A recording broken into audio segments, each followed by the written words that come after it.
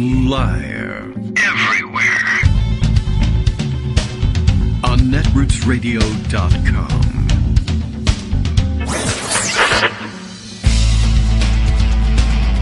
David Waldman. Kagro. In the morning. Now, here's David Waldman. Well, hello everybody. Here I am. It is Wednesday. How are you? Wednesday, June 23rd, 2021.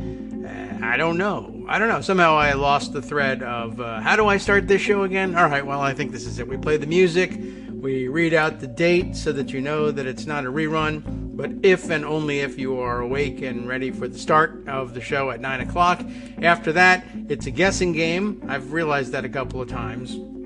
But I just don't really know what the hell to do about it. I'm not going to leave myself a note to say, recite the date every couple of minutes so that everybody knows that it's a rerun. If it's a rerun, well, good luck to you. I hope it's a good one. And in the future, this may be a rerun one day. But now, it's live and brand new. And the Kagro in the Morning radio show is, in fact, live. That's what Twitter says. And Twitter is never wrong. The Senate dithering Olympic trials, because that's what they were working on yesterday, held yesterday, and me, Kagro X, David Waldman, hello, how are you, etc., reports that Democrats qualified by setting an all-new speed record. That's true. Could gold medals be in their future? Certainly could be. What a day. It's going to be an interesting Wednesday. We'll review after action, except that there was no real action. Yesterday, as Senate Bill 1 was attempted to be brought to the floor, I guess we ought to say technically how things really went, was that the motion to proceed to the bill was filibustered, or I guess more accurately, cloture vote. The cloture vote sought on ending debate on the question of whether or not to actually begin debate on the bill failed by a vote of 50-50, which sounds like a tie, which it is. On the other hand, you know that when there's a tie in the United States Senate, the vice president gets a vote if the vice president is present. And the vice president was present yesterday, but didn't vote because in a cloture vote, it is sometimes the case that 3/5 of those senators duly chosen and sworn are required to vote, and so therefore there will never be a tie vote. That is, if you get your 60, fine, you're done. You've got it. You've made the threshold, even if nobody else shows up to vote on the negative side.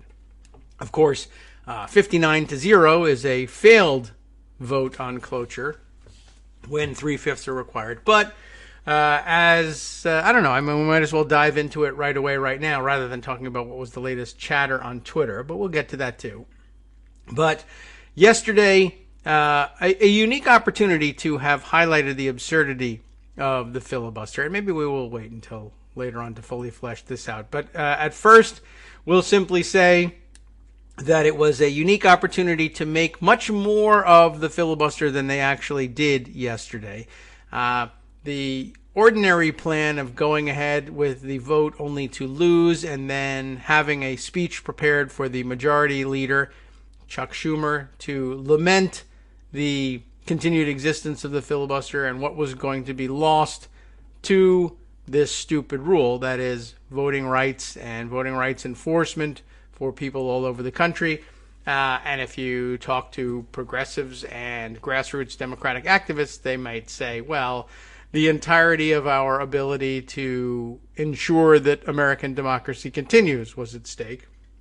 All of that, I guess, was supposed to be brought to bear as pressure to make Republicans of conscience, as if there were any, change their mind about how they approach the vote, or possibly Democrats who are clinging to the filibuster for whatever reason. They've convinced themselves that it's a tool of bipartisan cooperation rather than used against bipartisan cooperation, that maybe they've viewed this thing wrong.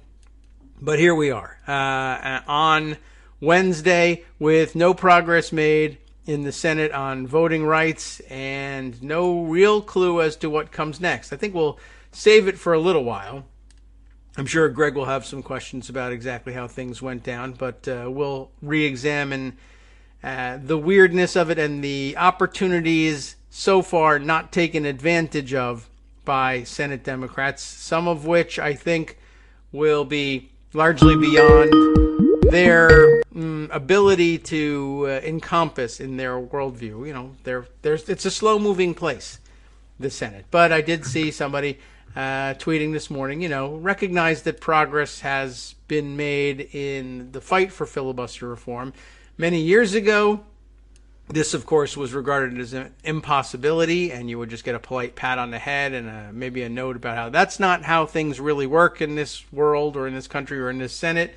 And that time has come and gone, thankfully. And the number of senators openly discussing the need for filibuster reform has changed just in the last couple of months of activism on it. Now, I'm going to say good morning to Greg, but I have a weird sort of indicator on the screen here that makes me worry that things aren't 100% up and up, but I don't know. Sounds all right to me so far. Greg, good morning. How are you? Good morning. How do I sound? You sound great. There's just sort of a weird spinning thing in your avatar picture here that indicates to me that somebody forgot to turn off the, animator machine or something. But okay, so far so good. It just means to indicate that there are cyclical forces that always make it so that the party not in power has trouble in the midterms. That's what that means. Oh, yeah, okay. And it's a little wiggly and wavy, so maybe they're not 100% sure of how it's going to work this time. Yeah, in other words, the party who doesn't have the White House usually wins the midterms, except when they don't. That's what that signal means. Okay. That and the fact that we forgot to get to the Twitter chatter of today, which was the New York City elections. So we'll get around to all of that, I'm sure. We'll have time to talk about that, too. In fact, I want to start with Jason Pickman's observation exactly on that, though.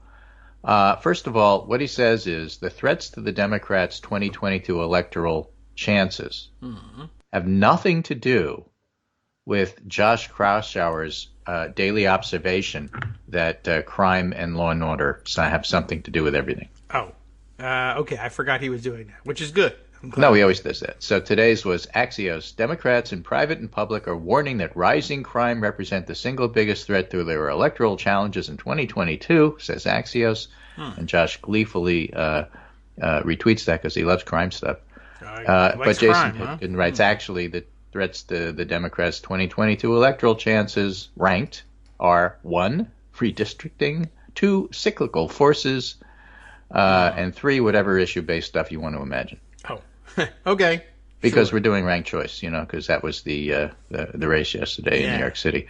So I say all of that.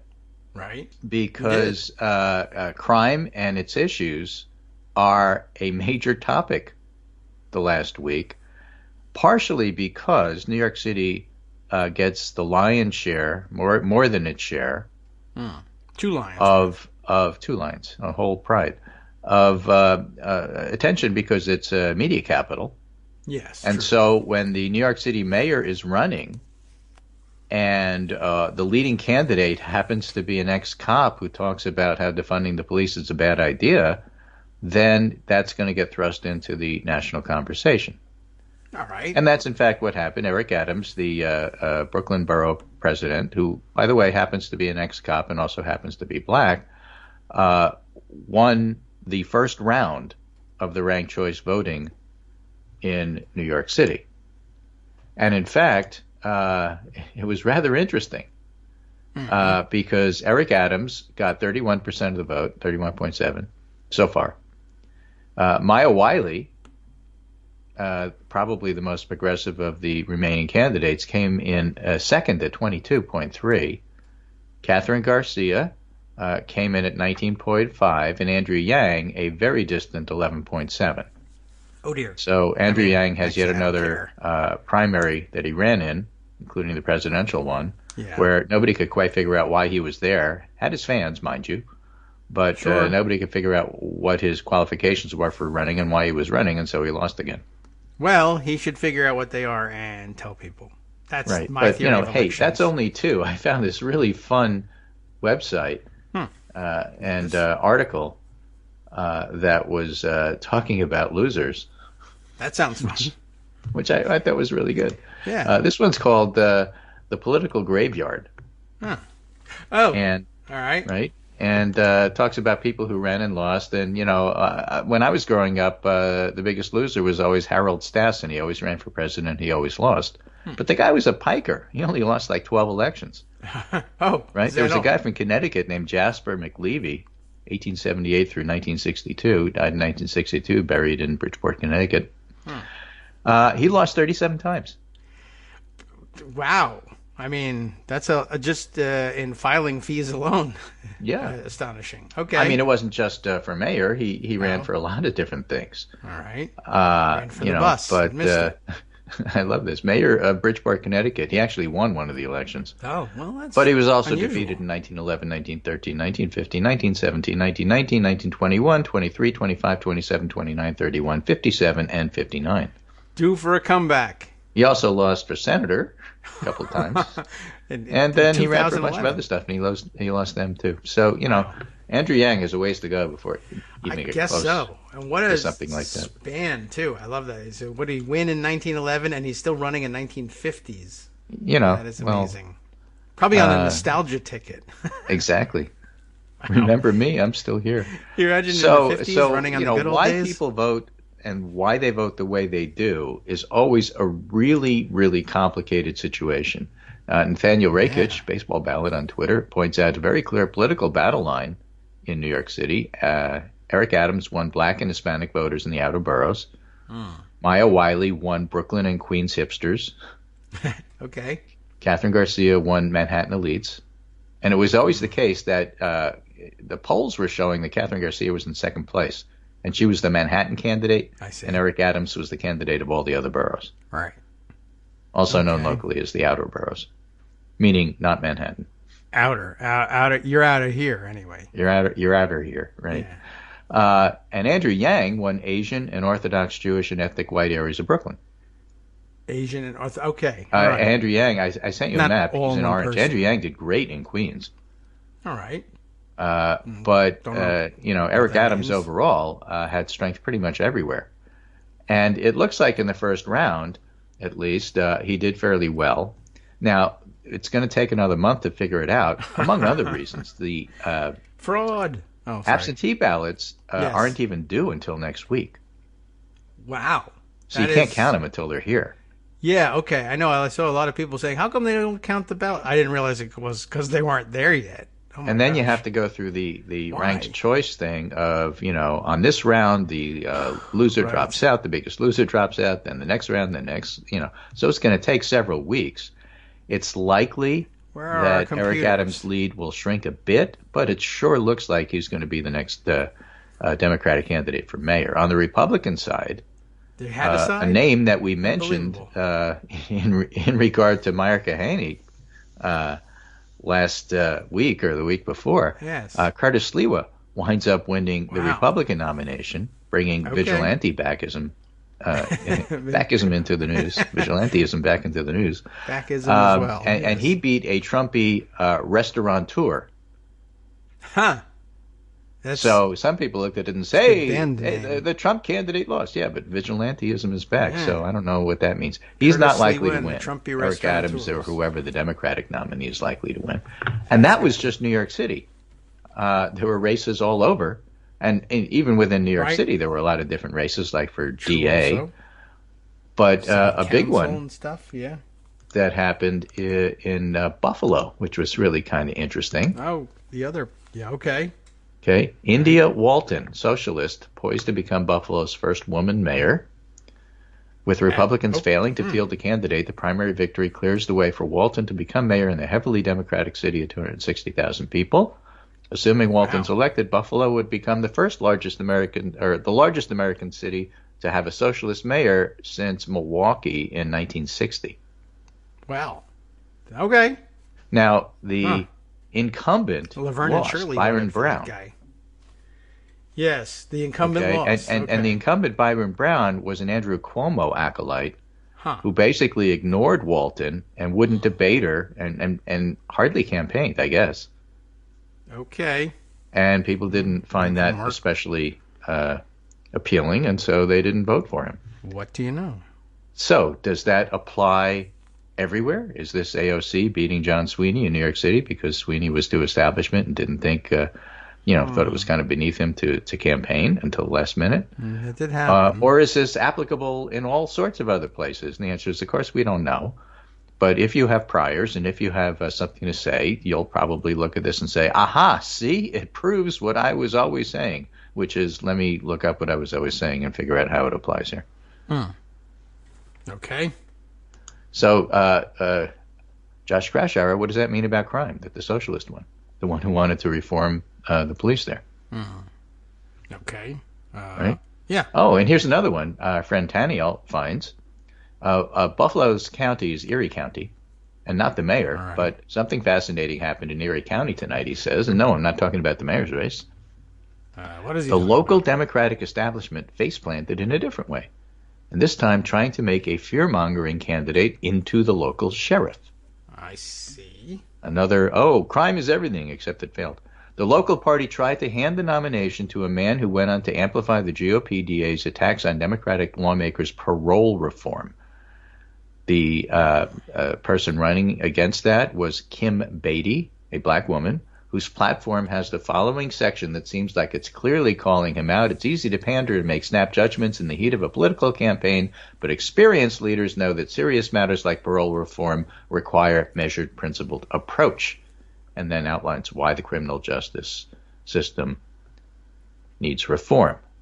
Beatty, a black woman, dropped out of the campaign at some point this year after the local Democratic Party endorsed her opponent.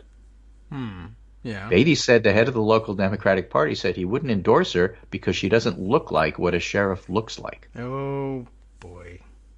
She won. Well, okay, now she does. Yeah. Also, on Beatty's platform, ending solitary confinement in jail, having looked at dozens of sheriff races in recent years, says Taniel, who in fact has. He's really been all over DA and law enforcement races. By no means usual to see that kind of promise. And this particular jail is known for a string of deaths, so now the general election will be a major battle in November. Okay. So, interesting stuff happening.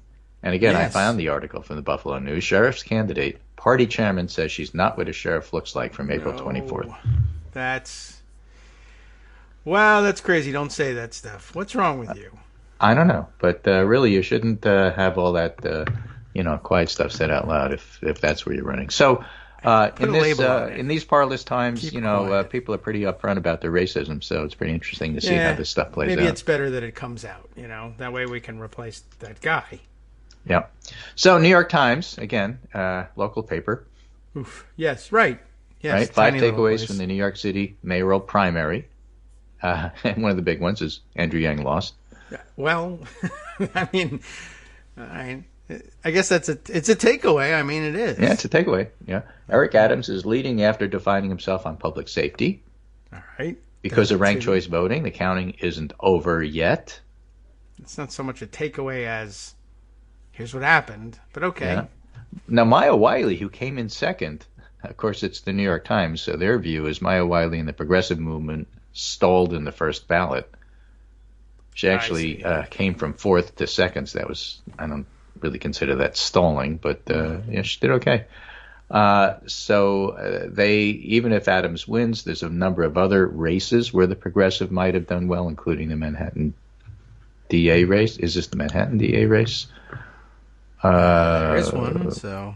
Let's see. Alvin Bragg was leading in the Democratic primary for Manhattan DA as returns came in Tuesday, maintaining a steady margin of about 4 percentage points over Tali Farhadian Weinstein in a race likely to determine who heads the most prominent local prosecutor's office in the country. So this is a person replacing Cy Vance, right? Who in fact is, suing or at least going after grand jury stuff with Trump Organization. Yeah. The winner of the primary will be heavily favored to win the general election in November, would lead an office that prosecutes tens of thousands of cases a year, and is running a high-profile inquiry to former President Donald Trump and his family business. So, interesting stuff going on, and generally in New York, the Democrat leads, but New York is like Massachusetts and other places. Sometimes the Republican wins, depending upon what's going on at the time and who the Republican is. It's interesting that Curtis Lewa was endorsed by Rudy Giuliani, Yes. They look a lot alike. You know, that gives you an idea where things are. I don't think that's going to be especially popular in New York, but Rudy was once mayor of New York and was, in fact, at one point popular enough to stay there. To win. Yeah, well, that's true. And Curtis Lewa, I mean, it's a weird name, but he is a name and has been in New York for a long time. But everybody knows who he is, so you know, there's not much to say about that. Right, and it has, you know, pros and cons, name recognition, good, and then everybody realizing, now I remember why I recognize your name, bad. Right, exactly. So that's the local angle. You know, that's what's going on in New York City. I just mentioned it because it does have national implications. Sure. And like special elections, this wasn't a special, but like special elections, generally what happens is somebody wins, somebody loses, and then everybody makes too much of what it means in regard to everything else when in fact it really doesn't. Right. And now we have ranked choice voting to pick apart as well. So it'll go on for weeks. So was it really confusing? I don't know. The turnout looked to be okay, not great. Certainly a whole lot less than the presidential, probably a little bit better than 2016, but not overwhelming. I don't think any of the candidates were beloved.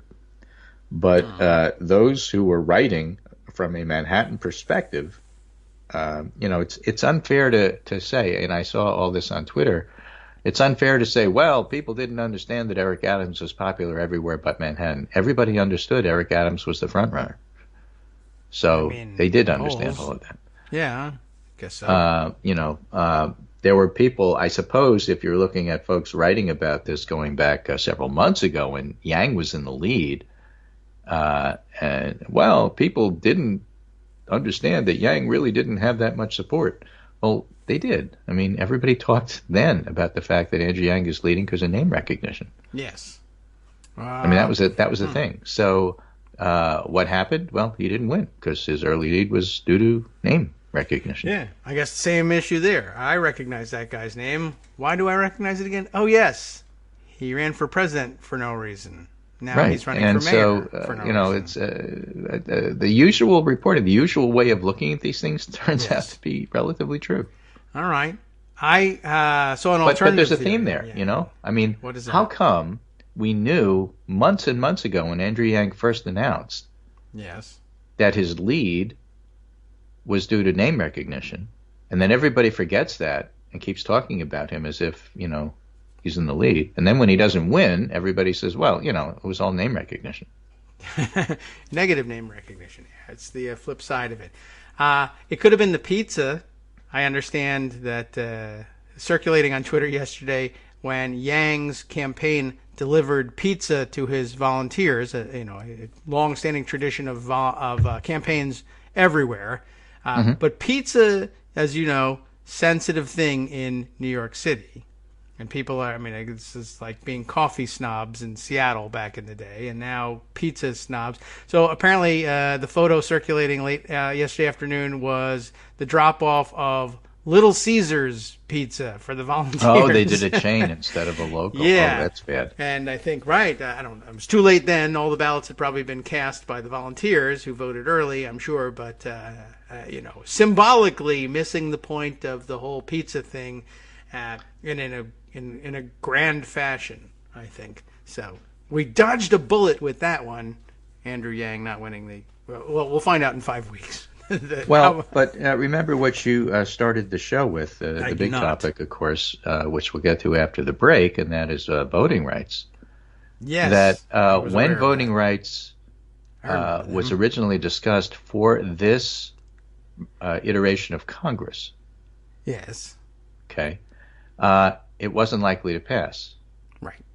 And in 2019, when the S1 bill started to get put together on the House side and elsewhere, it was in fact seen as a messaging bill that probably wasn't going to pass. And a lot of the stuff that was the focus was the focus because it was before the 2020 election. It was before states started to change the administrative rules allowing them to overturn elections. So there's a lot of stuff not in S1 for protection because of the length of time it takes to get a bill put together. I mean, if you go and look at Schoolhouse Rock, that poor Bill sitting out on the steps, you know, trying to get into the committee so that they'll hear him. That takes a long, long, long, long time. Yeah. And just like video Andrew was only Yang's 2 minutes. candidacy, right? And then people got excited about it. Well, maybe this thing could pass. And, now it's, well, of course it didn't pass. It never had the votes. Yeah. These things take time. And Right? counting the votes. But it was always true that it wasn't going to pass. It didn't have the votes. But for the filibuster. And that's where the filibuster stuff comes in. But the idea that it was going to pass was never true. It wasn't designed to. It was a messaging vote. Mm-hmm. Right? And so the whole thing is, okay, but when it fails, then it will bring up other things, and then other stuff might happen, including a more robust discussion of the filibuster. And that's, in fact, exactly what's happening. Yeah. That's not a failure. True. I mean, I guess we knew it was it's coming. as designed. The problem is that the design isn't as robust as people wanted, but it's doing what it was supposed to. Yes. In fact, All right. Nate Cohn has a whole piece about that today in the New York I Times was supposed to do entitled, something else. "A Bill Destined to Fail May Now Spawn Plausible Options." I hope so, because I have another article tucked away somewhere that says we don't know what comes next, basically. No, but we do, just like we do on the infrastructure bill, which is completely and totally tied into this. Why? Because Sinema and Manchin are the centers of it. Okay. So we talked about this on the show for a long time. Here's what's going to happen with infrastructure. Yes. Okay? They're going to come up with a bipartisan compromise that people are going to be unhappy about. It may well pass. And then there's going to be pressure on Sinema and Manchin to turn around and vote for a reconciliation bill that has a lot more stuff in it. Manchin basically said yesterday, I'm okay with that. Yeah. Well, all right, then. Sign them up. Make sure we do it. I'll put out a sign-up genius. Well, that has implications for how he feels about filibusters, too. Yes, it certainly does. We'll straighten that out in 2 minutes. Hi, it's me, David Waldman, your host for Kagro in the Morning. I have good news to report. Many more listeners like you are making critical contributions that keep our show on the air. Makes good sense, of course, and patreon.com, Patreon.com, makes it simple. Now you can make easy, secure, recurring monthly contributions to support our show. Patreon.com/KagroX gets you straight to our donation page. Maybe you'd like to thank us for helping keep you sane during the Trump era. Maybe you're looking forward to in-depth explanations of what's going on in the Biden administration. Whatever it is that keeps you listening, we need your help to keep bringing it to you. And hey, if you happen to prefer using PayPal or even the Square Cash app, we're up and running with those options too. Thanks again, everyone, for all of your support. We literally could not do this without you.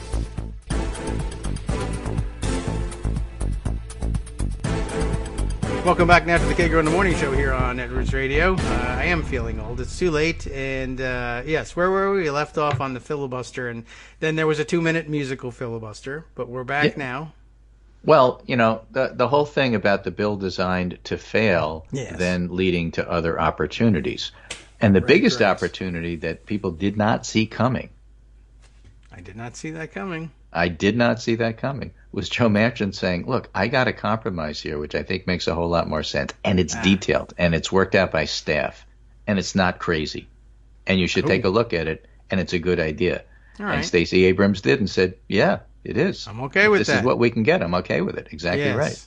And so you might turn from the thing that got held up yesterday. I guess it didn't exactly get voted down. It got held up, or however you want to describe it, because you never really had a chance to debate it in the first place. No debate on the underlying, no vote on the underlying bill yet. No vote on the underlying bill. Yes. So might be a substitute bill that Joe Manchin has essentially crafted that the rest of the Democrats can sign on to, and that's why Joe Manchin and Sinema, who was a co-sponsor, said, okay, let's go for debate.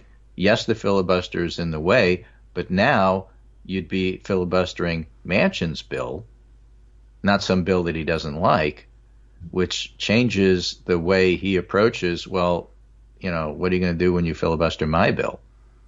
I went out of my way to try to be bipartisan and cameral, unicameral. Just any kind of cameral, really. Any kind of cameral. I did everything I can. I bent over backwards, and the only thing that came out of this is you guys on the Republican side are acting like it's 1860 and you're arguing states' rights. Or 1960. Oh. And you'll be doing the same thing in 2060. The other states' rights. And so it's so clear that this is what's going on. Adam Silver has a brilliant piece about that. That it's clear that you have no interest in bipartisanship. And if you have no interest in bipartisanship, why should I stick with what I've been saying about how so important it is that the filibuster not disappear? Now, why is Sinema doing it? Sinema's doing it because she's still working with Portman to try to craft an infrastructure bill parallel. And in fact, that infrastructure bill may have some legs. So until that's passed, Sinema is probably going to be a no as well. So these things have to play out, and they have to have their own time frame. And of course, none of that is a guarantee of success, but you could see where you have the elements of how this might actually work. That the first thing that happens is Sinema gets her Portman induced small infrastructure bill, and then Sinema and Manchin vote for reconciliation, and then the Republicans go nuts and start yelling at them, and then they say, okay, we tried, now we have to do the John Lewis bill and Joe Manchin's new S1, which never got voted on, so I don't know if they get to like amend it and then put it back and it's still the same bill. I don't know how that part of it works, but they're in the middle of it.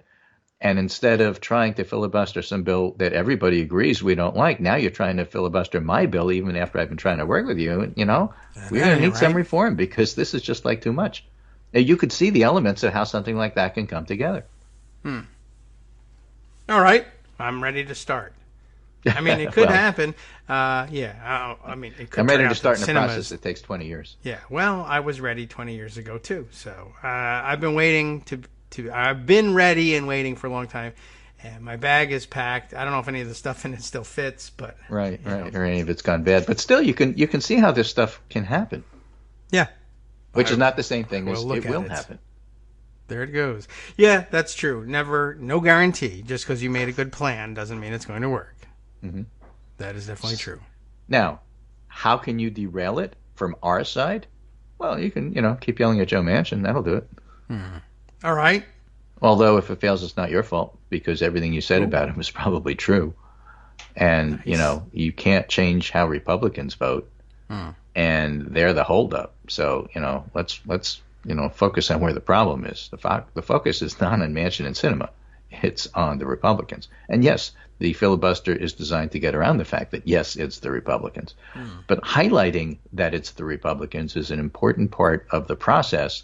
And so going through the motions of attempting to work with them is kind of important. Okay. What can I tell you? I'm on board. You've convinced me. We should, take a long-term view of the filibuster reform. Now, last night, Sahil Kapoor writes, Joe Manchin, still trying to ink an infrastructure deal, opens the door a bit wider for a separate reconciliation bill to tackle Biden's human infrastructure agenda. He tells me he disagrees with the GOP on Trump's tax cuts and wants to undo some of them. So again, just yelling at Joe Manchin that he's just a Republican who cares about him is short-sighted, and it's not helpful. Oh.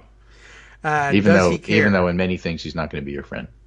That's probably true. But he is used to it, and he knows that people are going to yell at him. And I don't know whether it would disappoint him if people didn't, but he might be impervious to it anyway.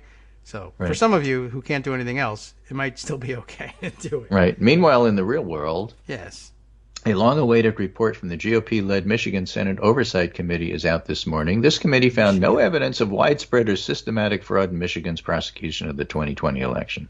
Okay. Right?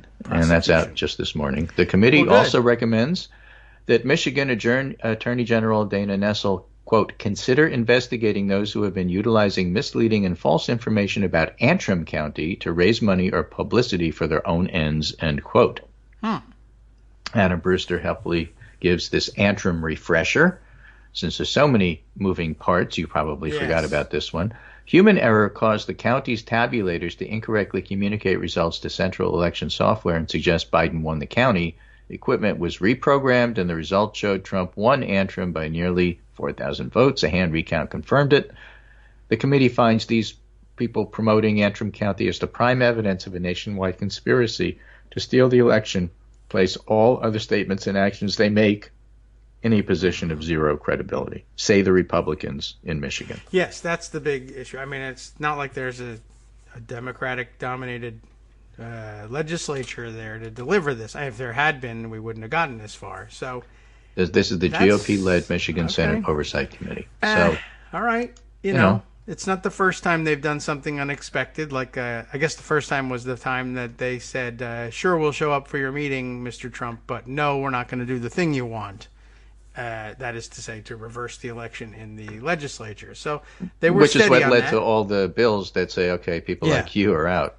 Or at least, right. Very often they said, well, we don't have the legal authority to reverse that, so we're not going to do it. And you couldn't tell at that point, is that because they're principled people, or if the law was different, would they be willing to have reversed the election? And then the next move was they changed the law. So I'm a little concerned about that, but then it's nice to have them deliver this in the meantime. Yeah, we still have work to do. But, again, for those of you who think, okay, well, you're just making all this stuff up. Oh. Well, here's Ron Brownstein writing on the same topic yesterday. And he says, I got this in the Pundit Roundup, but let me just give you the whole tweet thread here so that you can follow along at home later when Scott Anderson gives you the link. Right. There's no guarantee of success, but Senate Democrats do have a plan of what comes after the GOP blockage of S1. Jeff Merkley tells me. What would he know? He's just a senator on the Democratic side.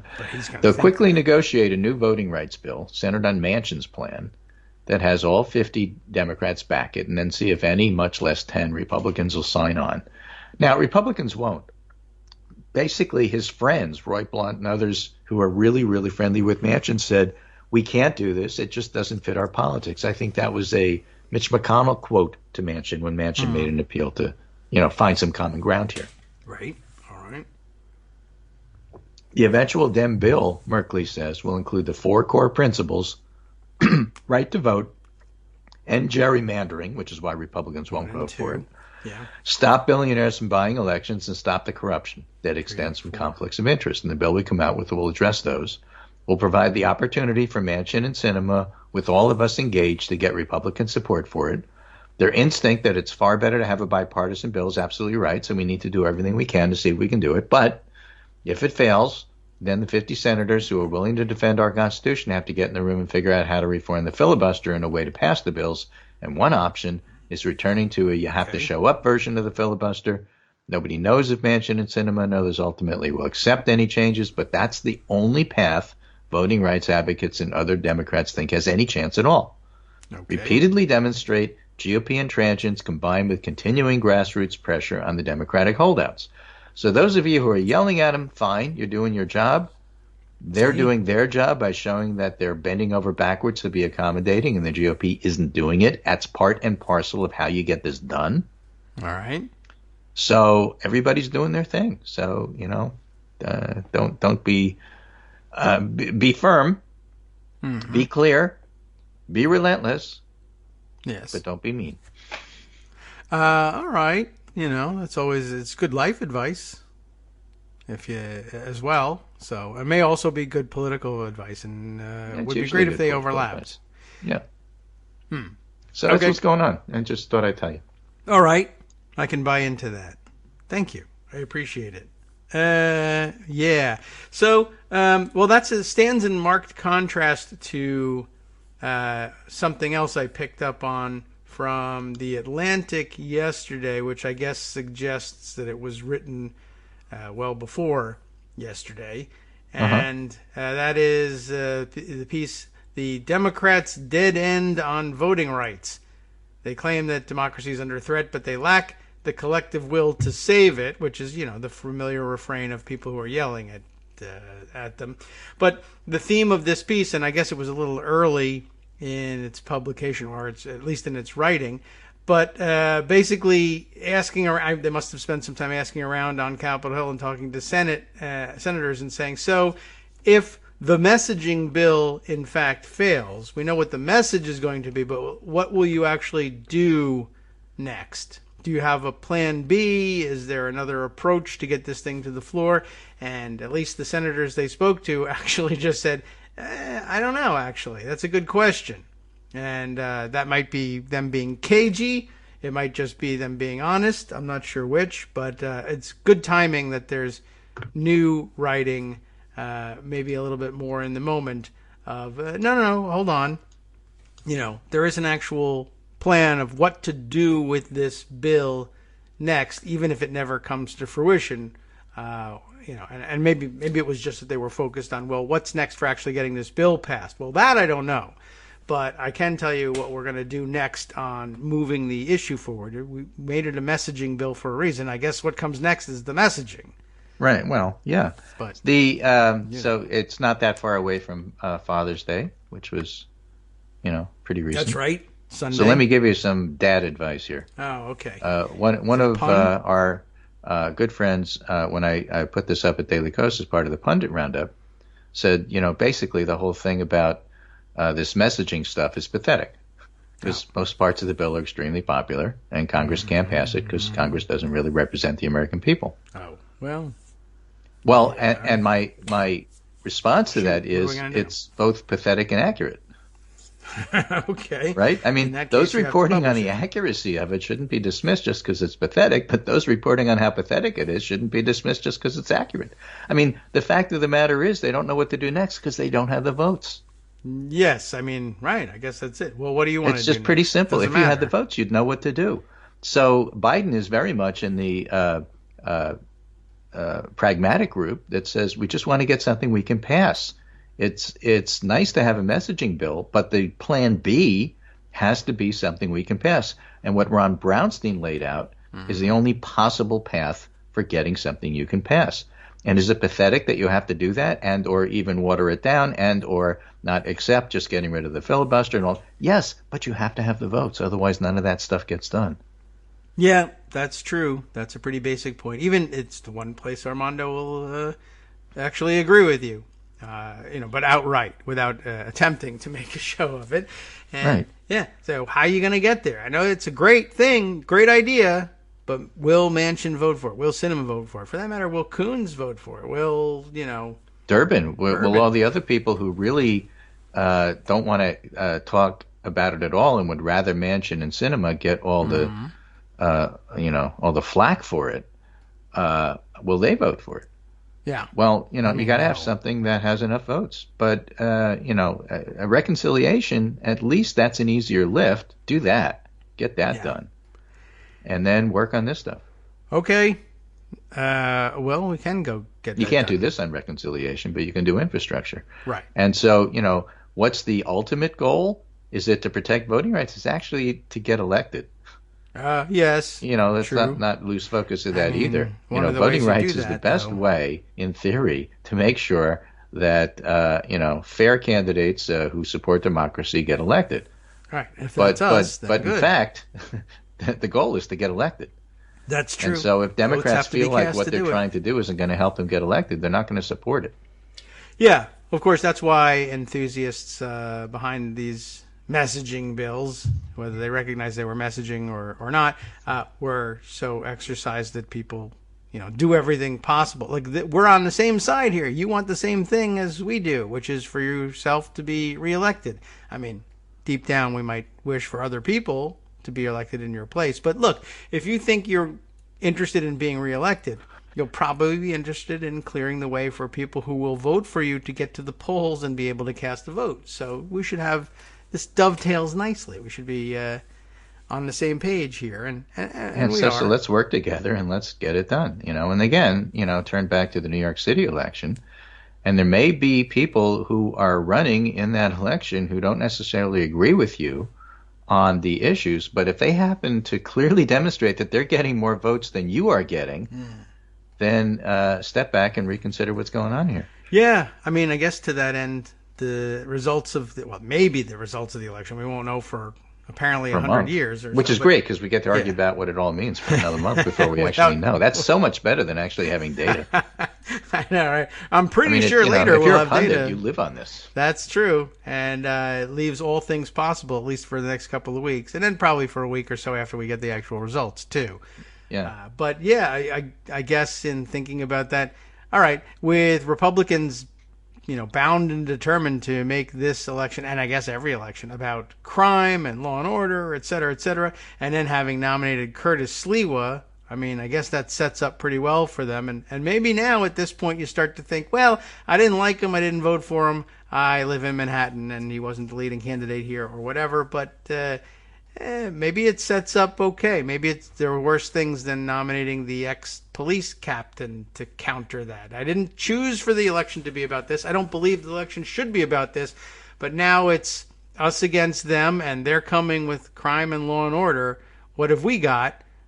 As it happens, we may have lucked out, and maybe we have a crime and law and order guy, but one who will listen to the idea that maybe preserving law and order doesn't mean beating the crap out of everybody.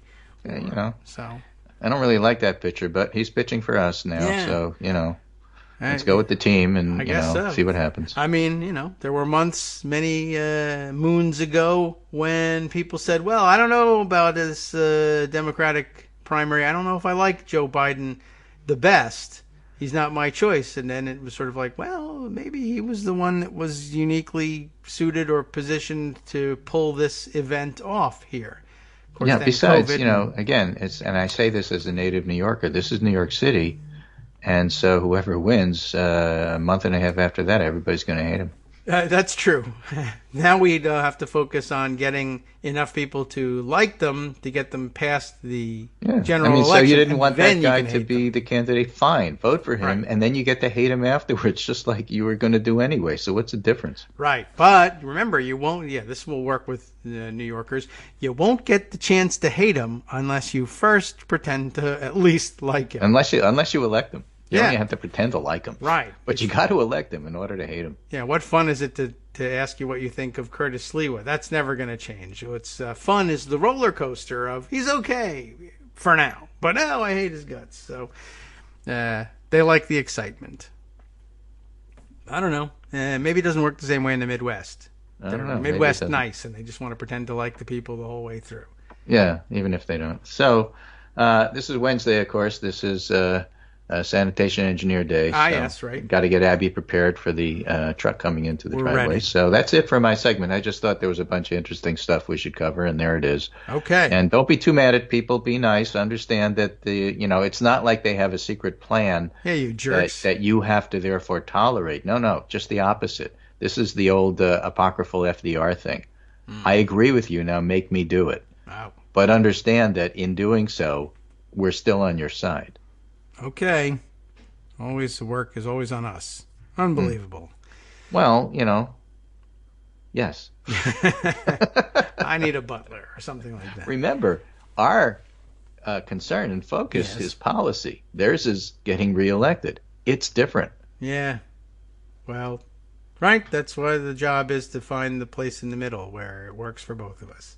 Yeah, exactly right. Okay. Alrighty, take care, Very good, and thank we'll you. talk about more of this tomorrow when we still won't know who won the New York City mayoral race. Right. But we get We to do talk hate about them. the difference between, listen, you guys just don't understand the data. It's not even in yet. And then we can, in a month, flip over to, look, the data's in, and you guys just don't understand it. Yeah. Okay. It's a living. I'm looking People do forward this to for a it. living. Yes. Sounds pretty good. And I don't know. Somehow, as convoluted as it is, it's easier to understand than other things that are in the news. Like, for instance, I see the Pope met Spider-Man. I don't know. That's what Twitter is telling me. Did they And, point at each other?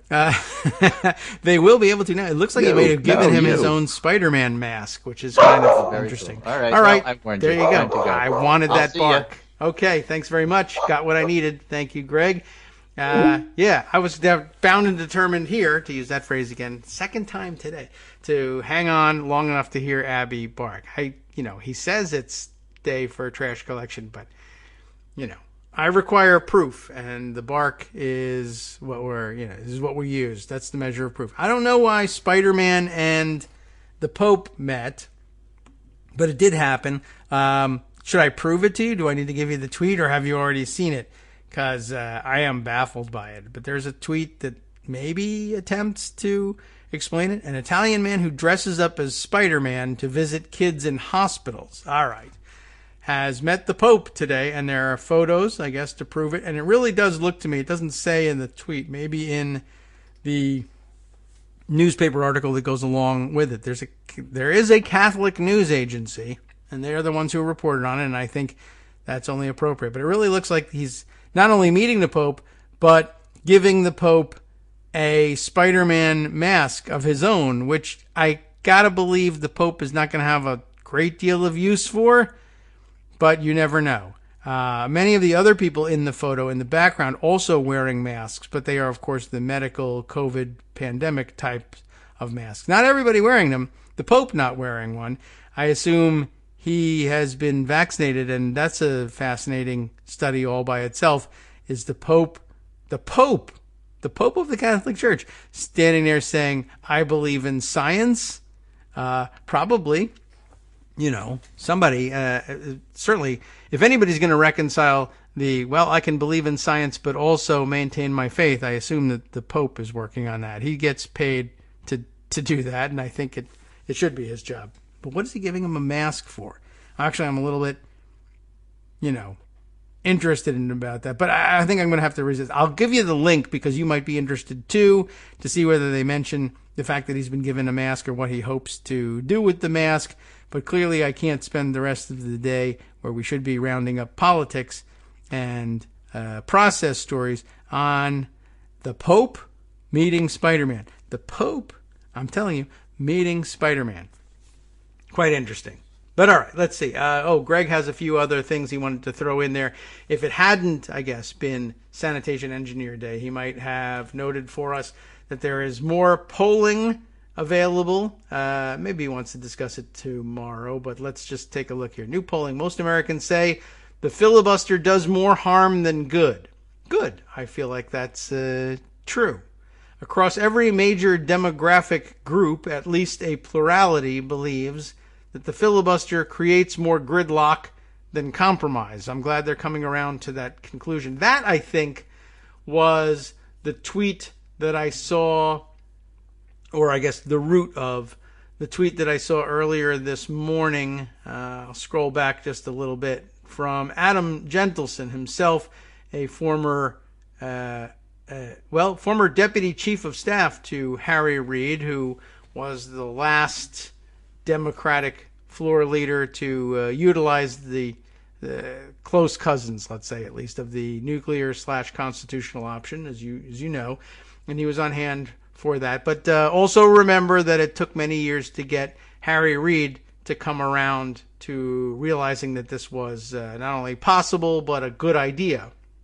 But yes, Adam Gentleson, I think, retweeting the same tweet that Greg shared with us from Navigator Research, saying, yeah, most Americans say the filibuster does more harm than good. And Adam commenting here, today is a good day to take a breath. As recently as a few months ago, that's where my eyebrow shot up. As recently as a few months ago, filibuster reform was a fringe issue few would touch. Today it is mainstream. While some Dems are still hesitant about full elimination, nearly all are open to reform, and we are winning the public argument, which is good news. There's a second tweet to this mini thread saying it's hard to overstate how much progress that is. Don't let the smarty pants set who dunk on activists for not going from a standing position to full elimination in 6 months get you down. This is huge progress. I was going to say this is a huge process. I was going to say it because I thought he said it, but I mean that would have been just as true and as relevant. But this is huge progress. More importantly, there's a lot of drama left to play out, and there certainly is. Adam's timeline is a little bit more compressed than mine. The last couple of months, there has been a great deal of progress, and it happens to also coincide with his publication of a book about the filibuster, the need to eliminate it, and the long fights to get rid of it. But the full history of filibuster reform, I think, would illustrate quite nicely that I wouldn't give up in because I didn't see full elimination of the filibuster during the last 6 months or so. As a matter of fact, in about 2013 or so, I'm going to say somewhere in the month of November of 2013, I wrote a post over at Daily Kos about that subject, that when we saw the last major filibuster reform implemented by Democrats, I guess the first major filibuster reform implemented by anybody in most of our lifetimes, or our political awareness anyway, there was some disappointment that it was less than the elimination of the filibuster across the board for legislation. It was very narrowly targeted to executive nominations and judicial nominations, with the exception at that time of nominations for the Supreme Court. And people said, that's a tiny, a baby step in the right direction. And I was I had the job of course, saying, well, yeah, but it is, of course, in the right direction. And there was more activity on it later, led by Republicans, which was predicted and predictable enough. But sometimes it's okay to let the other side do the lifting from time to time, as long as the precedent is left behind. It's all the same eventually, especially if you can recapture the majority eventually and make use of it, which of course was exactly what Republicans always threatened was the danger for Democrats. When Democrats were threatening the filibuster, they loved to say, well, watch out, be careful what you ask for, be careful what you wish for, because one day we'll be in the majority and then we can use it against you. That's true, and we understand it, and we anticipate it, and we believe it, and it's factored into our thinking, because, of course, the same or the opposite, or the further development of the same thought is also true. If we do it, and one day the shoe will be on the other foot, and you will use it to your advantage, so therefore be careful what you wish for. Don't forget that one day that will change too, and then it will be back in our hands, and hey, then we'll be able to benefit from the work that we did, even though we suffered losses at your hands in the time in between. Anyway, the point really is that this is a fight that's been going on for a long time, since the 1950s.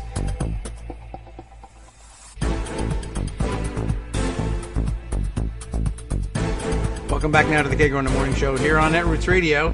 So I guess that means, what was the guy's name that Greg introduced us to, who is running for office from the early 1910s? What do you call them? The 1910s? Jasper McLevy, right? Running for election from as early as 1906, and actually eventually winning somewhere around 1911 or so, something like that. But continuing to run for office well into the late 50s, dying at the age of 84 in 1962. But for the better part of the whole first half of the 20th century. So he was a long-term project as well. And as I mentioned, in my own study of the use of the, whatever you want to call the procedure for changing Senate rules about the filibuster or anything else with a simple majority vote, that has been going on since, as I mentioned, the 1950s. I learned that in reading the Gold and Gupta article on the constitutional option way back in 2004, 2005, when it was Republicans threatening to eliminate the filibuster for judicial nominations to get past the Democratic filibusters of George W. Bush's nominees for the federal courts. And remember that developed into the Gang of 14, et cetera, et cetera. But that article was an eye-opener for me. It was the best recounting of the historical background that I had ever seen, and reminded us that the fight to reduce the threshold for invoking cloture from 2/3 of the Senate down to 3/5, where it ended up, and never mind the other details about how to count the 2/3 and the 3/5. But that fight, which finally in 1975 came to fruition and lowered the threshold for cloture votes, began in the early to mid 1950s, and it literally took 20 years of constant fighting to get that change made. The fact that following, I guess we picked it up as a reform issue, probably publicly around 2009 into the beginning of 2010, when it was becoming increasingly obvious that the Affordable Care Act would eventually bog down in fights about the filibuster. And they found a way around it to get most of what they wanted done. But of course, we were also fighting about the content of the bill and what ought to be in there and what we wanted what progressives wanted to see in the bill, or at least some progressives wanted to see in the bill, but which defied our ability to engineer a passage using reconciliation, etc., etc. But the need for reform of the filibuster on the legislative front became obvious again, not for the first time, but again in 2009, 2010, and that's when the fight launched. And along the way, we also discovered, it's also going to become an issue for Barack Obama's judicial nominations.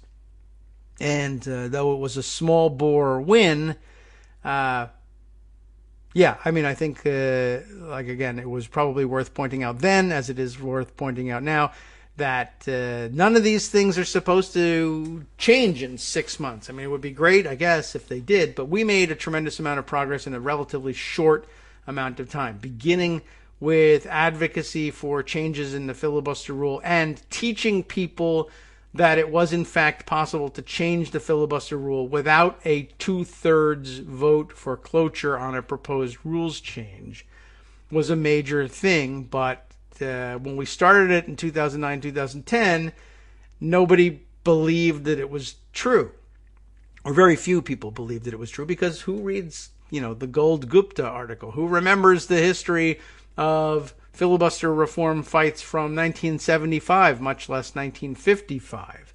There were, of course, a few senators around who had participated in it, but we also quickly learned in lobbying these folks that they don't always remember what the hell they did or why they did it. So we had that problem. But 20 years worth of fighting, and in the end, we got partial reforms, kind of, sort of, on nominations and nothing else.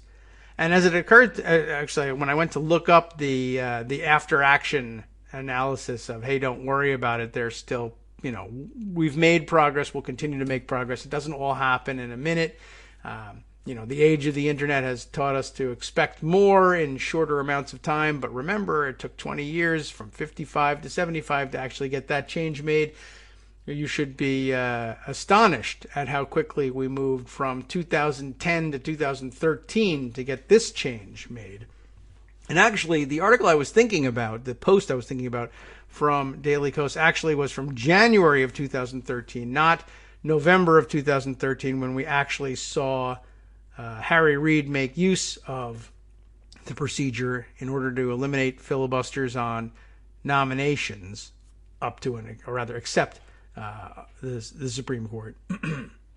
That was actually written in January 2013, when it was a follow-up to the efforts of reformers like Jeff Merkley, Tom Udall, Tom Harkin, and others to reform the filibuster across the board, including perhaps the implementation of a talking filibuster, as part of a new rules package at the beginning of a brand new Congress. The old school approach to things that relied on the old analysis that there was that magic moment at the beginning of a new Congress when we couldn't really definitively say what sort of rules we were operating under, and so therefore that situation might offer us an opportunity to do things by majority vote. But then that was quickly cast aside when necessary in November, not at the beginning of a new election, when Harry Reid just said, you know what, at bottom,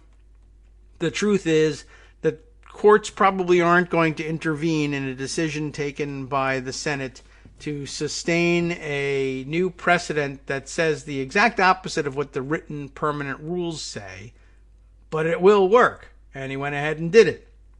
But even in January of 2013, the decision the task then was to remind people that it doesn't all happen all that quickly. Progress has been made. We've taught people that this is a possibility. They now acknowledge that this can be done. And this was, 11 months in advance, or I guess 10 months, maybe since we were already at the end of January, in advance of our witnessing Harry Reid doing just that, saying, yes, I've learned the lessons. I now believe this is a thing that's possible. I will use it to try to leverage better behavior out of Republicans for as long as I can. But when it fails, I will simply say, all right, we have the right to do this, and we will. So speaking of having the right to do this, and the idea I planted in your heads at the beginning of the show that there was some more analysis to be done on what happened with yesterday's filibuster vote. I'll start by reminding you that, yes, 2013 was the time at which Democrats changed the interpretation of the rules, established a new precedent saying that a simple majority vote would be enough to invoke cloture, but only on certain types of questions. Or as a cloture motion on a nomination would require a mere majority vote, but it didn't address anything else. So what that has left us with, I mentioned that there was a unique opportunity to make a point about this yesterday. It wasn't just the fact that we were considering legislation that you could argue anyway, held the future of democracy in the balance. That's true, and it was important, and that's certainly an argument that we wanted to make in favor of the underlying bill. But it's an argument people wanted to make in terms or in favor of reforming the filibuster, even on a narrow basis. As Manchin and Sinema stood there and said, well, we really just don't think it's a wise thing to do to eliminate the filibuster across the board. And people said, well, what about this? What about eliminating the filibuster just as we eliminated it on a narrow basis before for nominations? What if we only said we're eliminating the filibuster on legislation that's critical to protecting our ability to function as a democracy, right? That's a super important thing. And everybody's in favor of that, right? Except, I guess at that point didn't fathom that the Republicans were going to say, well, we might not really care about democracy. We might be the anti-democracy party after all. But they still can't bring themselves to say that. But we all know that's the upshot of what they're doing and what it means. But what if we accommodate you and your objections and say, we'll eliminate the filibuster only for bills that touch on, preserving voting rights. Now, I don't know how you would word such a thing. You could just blurt that out. But since you wouldn't have defined your terms, nothing prevents the Republicans from nuking the rest of the filibuster when they need to either. But it leads to confusion. Which, again, is probably fine if your aim is the elimination of the filibuster on all legislative subjects, no matter what they may be. It might be just as good to leave behind a precedent that doesn't mean anything and is inscrutable because it will fail eventually. The distinction will fail. So you may say, well, if it takes this fiction to get Manchin and Sinema's votes, and there's no evidence yet that you would actually get their votes on this, and maybe because they recognize it's a fiction, but if it were an hypothetical, what it takes to get their votes to say, well, we're only applying this majority filibuster or majority cloture rule to bills that have to do with voting rights. And then you would just see people tinkering around the edges. The next time Republicans were in power, they would say, we want to do some tax cuts. And for whatever reason, we're refusing to do them through reconciliation. And there are, reasons why you might not do that. For instance, you didn't want to sunset your tax cuts after 10 years or something like that, even though they would probably, in reality, this bunch of Republicans would just rather do it by reconciliation than fool around with the filibuster at the moment. But let's say something else, something that's not doable under reconciliation, that becomes a huge policy priority for Republicans. They want to do it. They're facing the filibuster. They need to eliminate the filibuster. Would they simply wipe it off the map wholesale in order to get what they want? Or would they try? They probably, you might think that's the route they would go. I think that they would go the route of, well, how about if we word it this way, we can make an extra punch in the face to Democrats. What if we said that this thing we want to do, this gimmitarian action we want to take, that's stupid and useless, that I'm trying to imagine one that they could unify behind that isn't tax cuts, and I don't know what it is, but let's say whatever it is, the widget that they're using to unify the Republican conference. And then they say, well, we face the filibuster. Do we wipe it off the map, even though we have all been on the record saying it's so super vital to America and democracy and is enshrined in the Constitution, even though it's not? Well, that could be a little bit embarrassing. What other way can we deal with this thing?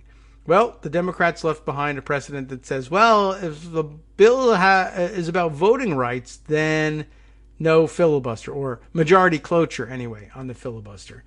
Well, how about if we throw a little thing in here that might even be about voting rights? It might just be a head fake, or is it enough for us to literally put the words voting rights in the bill and then say, and then nothing else, just section 5, voting rights, and then this section intentionally left blank after that, and then say, well, it's a bill about voting rights now.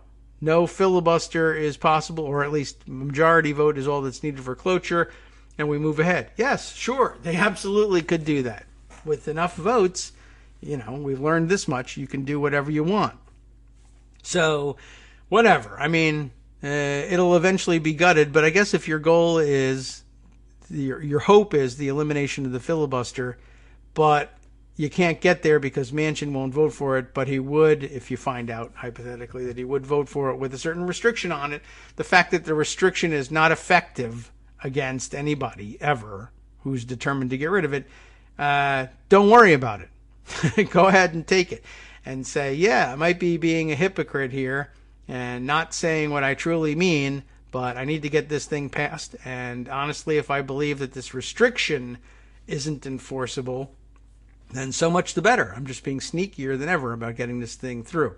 Anyway, that leads us to the situation yesterday, in which we were, of course, applying the pressure of, this is a really important bill and it's about voting rights, and that's supposed to make you feel guilty or bad or hypocritical in some way, and so therefore you should vote for, well, the bill, or in this case, you should, what we expected of Republicans was that they would vote no on cloture and give Chuck Schumer the chance to go to the floor and say, see, every single Republican just voted no on beginning debate on a bill that's doing just this very good thing, and no one could deny the propriety of protecting voting rights.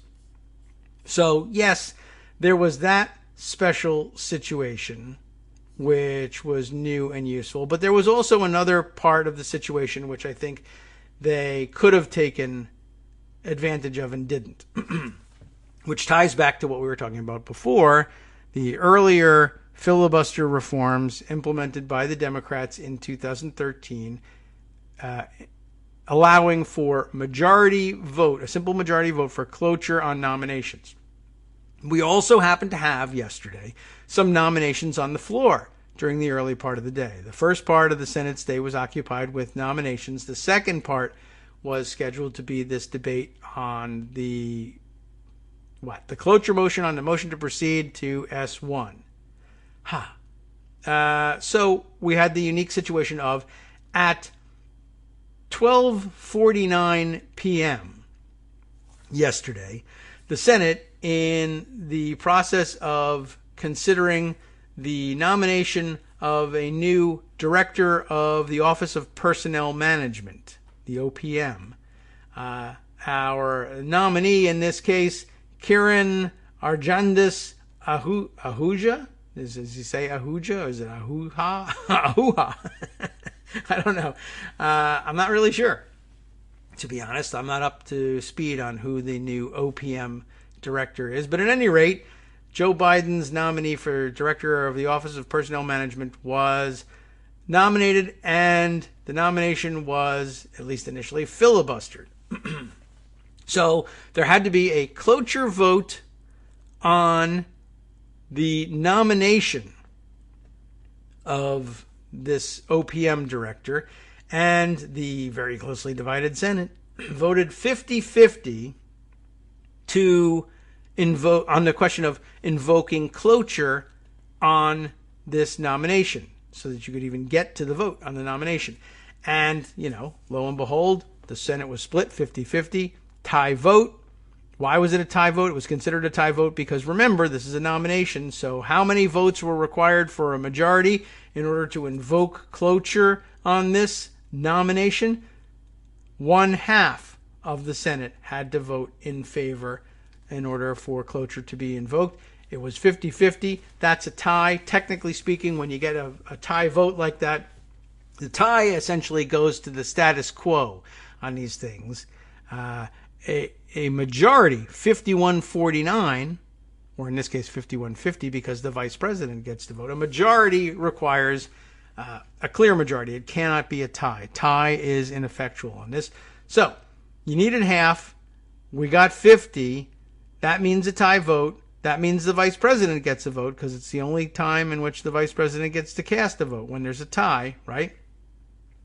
And lo and behold, Vice President Harris cast her vote in support of the cloture motion, and so therefore cloture is invoked. The end result is that at 12:49 p.m., 50 votes for cloture from among sitting senators is enough, with the help of the vice president, to invoke cloture. We know why, because it was on a nomination. Then, later in the day, just by comparison, the same day, just, 5 hours later, at 5:51 p.m., when the vote is called on a cloture motion to proceed to the Senate bill. Oh, and actually it wasn't even S1 anymore. It was changed. It was now brought to the floor under a new number with Manchin's changes, I guess, included in it as S2093. Just technically speaking, if you're really scoring at home, you need to know that they've changed the number. But the cloture vote brought there also 50-50. And yet, because this is legislation, it is still believed among those who matter in Congress that 3/5 of those duly chosen and sworn had to vote in the affirmative in order to invoke cloture. So, just in case you still believe that they were the world's greatest deliberative body and that they actually did things that made sense there, at 12:49 p.m., 50-50 vote throws the contest to the vice president, and cloture is invoked. At 5:51 p.m., a 50-50 vote doesn't involve the vice president at all, because there's no such thing as a tie in a vote, aiming at 3/5. But that's some nuance. You got to understand that nuance. An outside observer would say, I don't understand. The same vote count at 12:49 invokes cloture, but at 5:51 does not invoke cloture. And of course, we know what the reasoning is for that. But the rules, the written Senate rules, the permanent rules, don't say anything about there being a difference. It merely exists as a matter of precedent, and it only exists as a matter of precedent because later on, or I'd say back in 2013, a simple majority of senators said, we actually interpret this written rule differently. The rule clearly says 3/5 of those duly chosen and sworn are required to have voted in the affirmative to invoke cloture on a nomination, any nomination, just as on legislation. And that rule still stands. What changed was that they had a vote on adopting a new precedent that, for our purposes, for now and going forward into the future, a cloture vote, when it's on a nomination, will only require 1/2. And because we set the bar at 1/2, if we get a 50-50 vote, then that's a tie. And the vice president gets to cast a vote. And in this case, she'll vote yes. The nomination, the cloture is invoked on the nomination, and then they move later on to actually approve the nomination on the same day. There's no post-cloture waiting period anymore on these things because of other rule agreements and precedent changes with respect to those nominations. And that too, the vote actually happened to be 50-50, and Vice President Harris cast the deciding vote in favor, and now we have a confirmed OPM director. At 5:51, though, for whatever reason, the 3/5 rule is back. That can change in exactly the same fashion. And so there we were back to the proposal that we discussed a few weeks ago and also talked through with Joan a few weeks ago.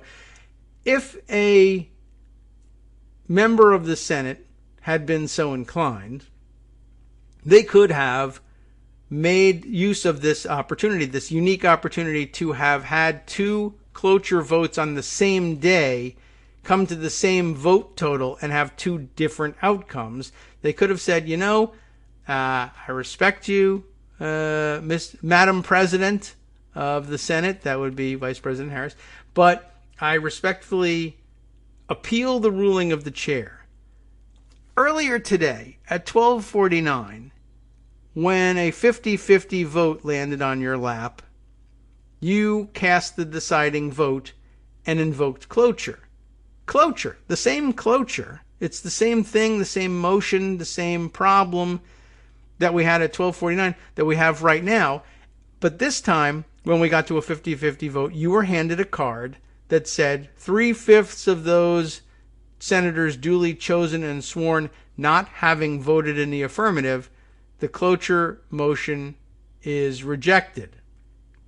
Now, I appealed that ruling. I know it was handed to you by the parliamentarian. I understand why the parliamentarian handed it to you.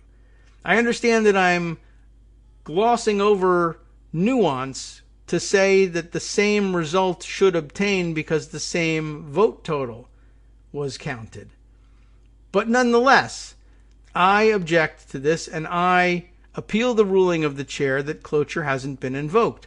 I move instead that the 50-50 tie ought to be broken by your vote, as it was earlier today, on a cloture motion, and that you're entitled to a vote, and that cloture ought to be invoked by simple majority vote, either on bills that include major provisions about voting rights, as people have proposed, or just this one bill, or on all bills. But you could formulate your objection any way you want. Whether or not Joe Manchin will vote with you on overruling the chair probably depends on how you define your motion.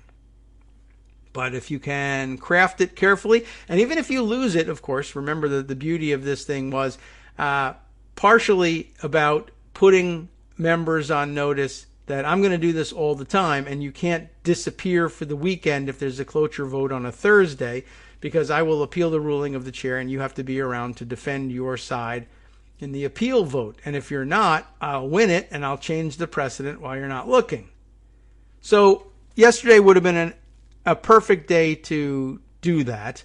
Well, ideally, we were first thinking about doing it on the first cloture vote, which actually garnered a majority all by itself, but not 60. So if, for instance, as we saw a few weeks ago, a vote of the Senate of 54 votes for cloture and 46 against, or even fewer, you would then say, well, look, that's a clear majority. I appeal the ruling of the chair. Here, we would have the extra step of having to say, well, I appeal the ruling of the chair that this isn't a tie, and since it is a tie, you get a vote, and since you do get a vote and you're going to vote yes, then we really have, then we have the opportunity to say, well, since we now have a majority, we've also invoked cloture. It might be a two-step process, But it was a great opportunity to illustrate the absurdity of having cloture require different voting thresholds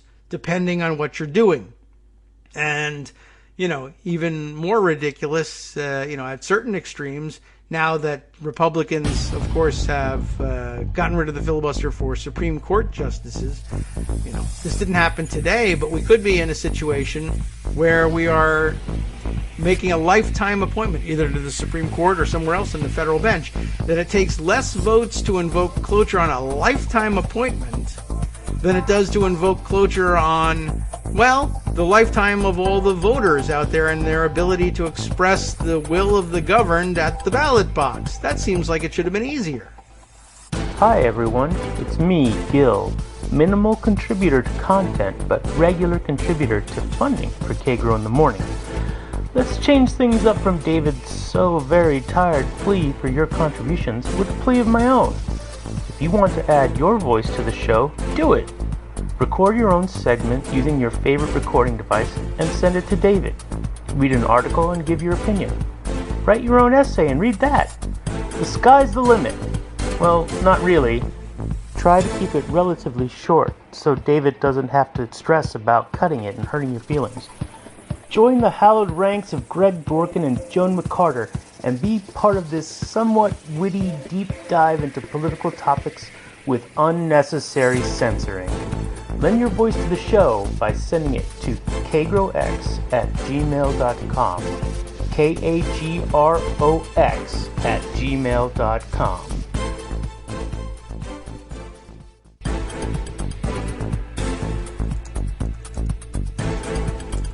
All right, welcome back now to the Kagro in the Morning Show here on Netroots Radio.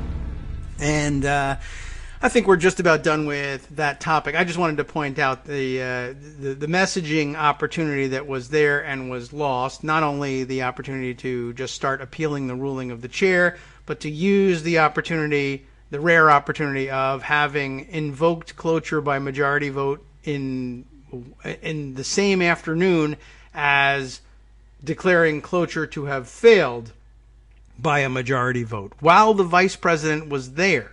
Now, I guess the other thing, by the way, that we could have done, although, the vice president wasn't going to do it of her own volition, but she made some comments afterwards and saying, I was glad to be there, be on hand to illustrate the absurdity of Republicans standing in the way of this very important measure, and we have to protect everyone's right to vote, and we're going to keep fighting, and this isn't the end, et cetera, et cetera. One of the things that technically she could have done, with presumably the blessing of the president, was rather than having to waiting around for Democrats to appeal the ruling of the chair, and it's not entirely clear, by the way, how the parliamentarian would have felt about the idea of appealing the ruling of the chair on whether or not cloture was invoked by a 50-50 vote, because, of course, you're trying to establish new precedent, but there's no precedent at the point that the objection is made. And so I don't know how the parliamentarian feels about saying, well, 50-50 was the vote the first time, and it's recorded as a 50-50 vote because the vice president's vote isn't, doesn't change the numbers here. It doesn't get recorded as 51-50. It gets recorded as 50-50 with a vote by the vice president to break the tie, but they don't add the number for some reason to the 50 here. I guess the official vote count entry on their website is, yeas 50, nays 50, vice president of the United States voted yay, and you're supposed to take from that the total is 51-50. But yeah, the objection to the failure of cloture on the bill, if you're the objection that I had planned for making these appeals of the rules of the chair was for votes in which there was a clear majority already on record as having voted for cloture, but not 60. And this would leave us with as I said, with 50-50. And it's possible that the parliamentarian might have said, well, I understand that you're moving that we should regard a simple majority as enough to invoke cloture on legislation, but a simple majority doesn't exist here. It's a tie. It's 50-50, and a tie, like we said, goes to status quo. You need a majority, and you can't get it out of this. It doesn't exist here as well, but if the vice president voted, well, yes, if they voted, but they don't, because the rule says that 3/5 were necessary, so there's no such thing as a tie on a vote like this. And so there's never an opportunity for the vice president to cast her vote in this. Well, it would if there wasn't this artificial barrier. Well, yes, that's true, but you need, if you had gotten 51-49, you would have had a point. But 50-50 might have been a difficult place for the parliamentarian to work it out there. There is that. That would have been really interesting too. And you could have had a fight over that. But to avoid that, you could have had the vice president say the opposite of what the rules say, essentially. She would have been handed the card that said 3/5 of those of senators duly chosen and sworn not having voted in the affirmative, cloture is not agreed to, or cloture motion is rejected. Or she could have taken the card and said, I'll tell you what, the rules say this, but I say something different. The Senate having, I don't know what the pronouncement was. I should have watched C-SPAN's tape of what happened at 12:49. What is I don't know offhand. I don't think I've ever watched it happen live. What does the vice president say when a tie occurs? It's probably just on this vote, the yeas being 50 and the nays being 50, the vote being tied, the vice president will cast a vote. I vote yay, and the motion, the cloture motion, is agreed to. So it's probably nothing, super difficult to figure out. But you would have to script something new for this. The vice president yesterday could have said on the cloture vote on the bill, the yeas being 50, on this vote, the yeas being 50, the nays being 50, the votes are tied. The vice president will cast the deciding vote, and I vote yay, and the cloture motion is agreed to, at which point there would be an objection and a point of order from Republicans who say, no, the rules say you need 3/5 to invoke cloture on legislation. At which point the vice president may or may not have anything to say, but at the minimum they could say, throw their hands in the air and say, I don't know, at 12:49, 50-50 entitled me to a vote, and I think it should now too, and if you don't like it, you can raise a point of order as you just did, and then the majority leader jumps to his feet. You recognize the majority leader preferentially, and the majority leader says, I move to table the point of order.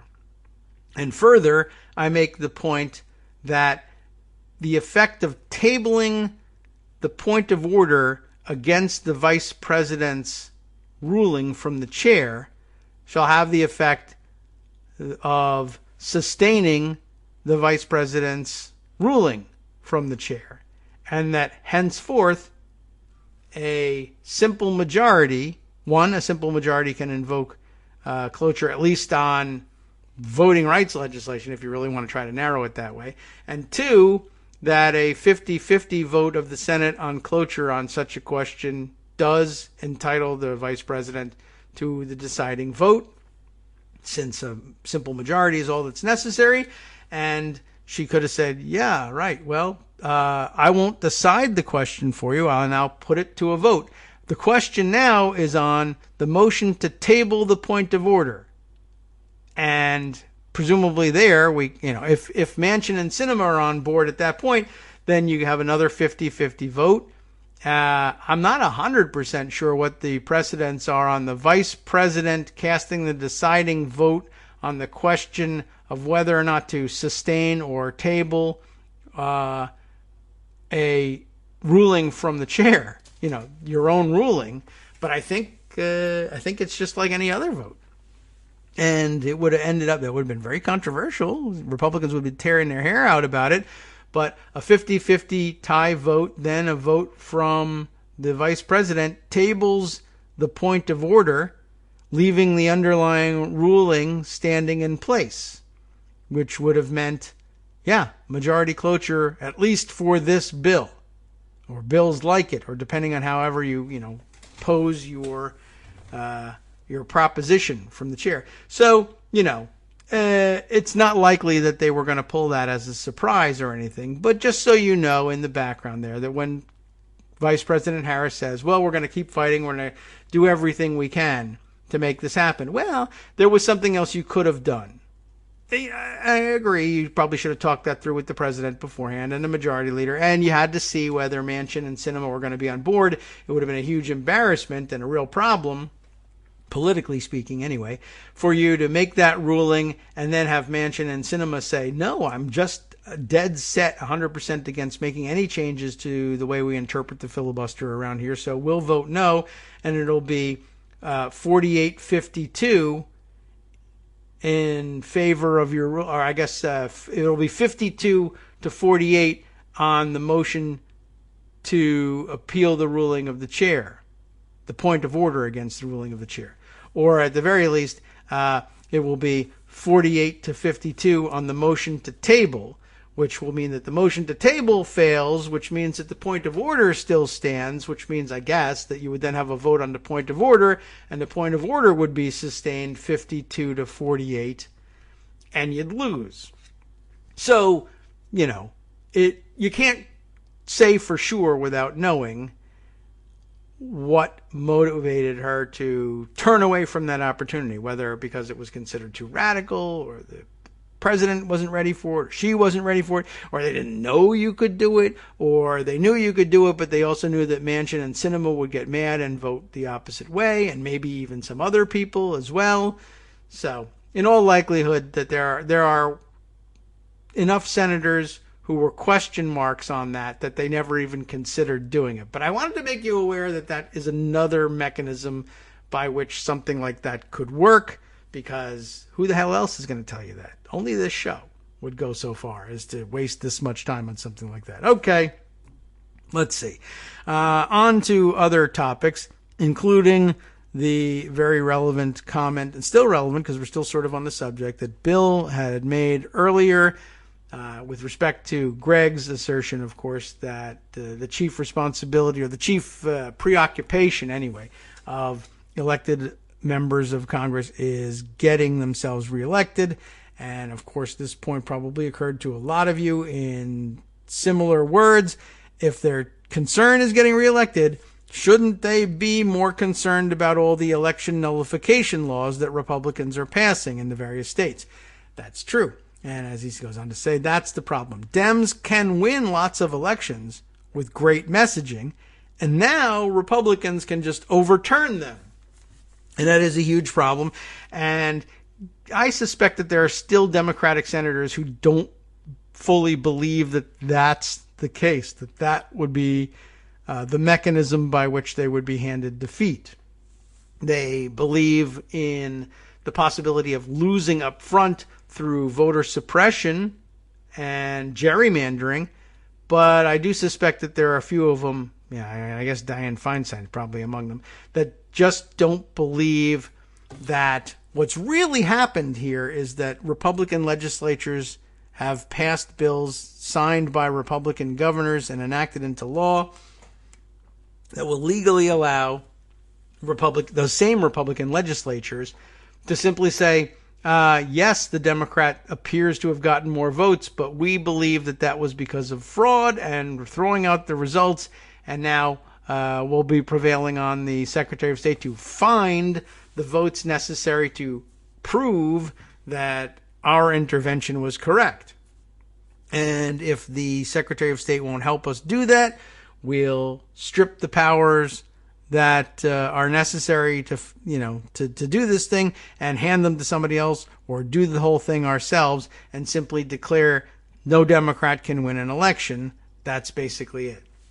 And it'll take some convincing to sell some of the center left, center right, even Democrats, on that being the reality. They'll probably, like Manchin, have to have it happen to a few of them. Except the problem is that once it begins to happen to a few of them, it just starts happening to all of them. And what are you going to do? it's too late by that point. All right. But a very good point, and I think it deserved mention. So I wanted to make sure that we snuck that in there for Bill. There's a couple of other directions we can go today, and I'm sure that we'll be leaving behind a bunch of other things that I've been saying for days we really need to get to. I just want to note for the record, because it's semi-interesting and thematic, I guess, the CNN story circulating on Twitter now. How do I get this stupid pop-up out of the way? Ivanka Trump and Jared Kushner, friends say, you might guess, distance themselves from the former president and his constant complaints. Report Kate Bennett and Gabby Orr for CNN. And right away, Laura Clausen had the thought that many of you probably shared. Why don't they just go ahead and source these stories to Jane Barron and her husband? Like, as if Ivanka and Jared aren't the source for a story distancing themselves from these things, right? This is the old cliche from the Trump years. Jared and Ivanka privately appalled at all the time that dad is spending claiming that the election was stolen and that Italian military satellites had something to do with it, et cetera, et cetera. I just say at this point, too bad for you. I don't care if you distance yourself from him. One, of course, you were complicit in the whole thing and you profited from it. But even just as a matter of, I don't know, even discounting all of that because I can't necessarily prove it, even though I'm quite clear on being able to prove how much you profited from being in office. The point is that letting dad rant on like this in public is essentially tantamount to elder abuse, and the fact that you're distancing yourself from taking responsibility for doing something about it is neglect.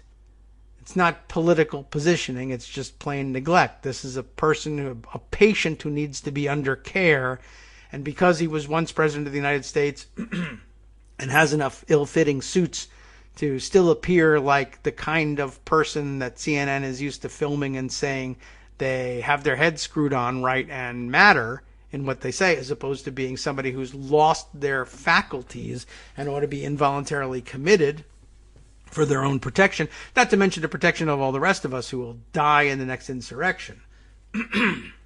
But yeah, this is actually an admission to more wrongdoing, not distancing yourself from it. Distancing yourself from what's going on right now with your elderly father is a crime in itself, and we shouldn't forget that. Okay, good, we won't.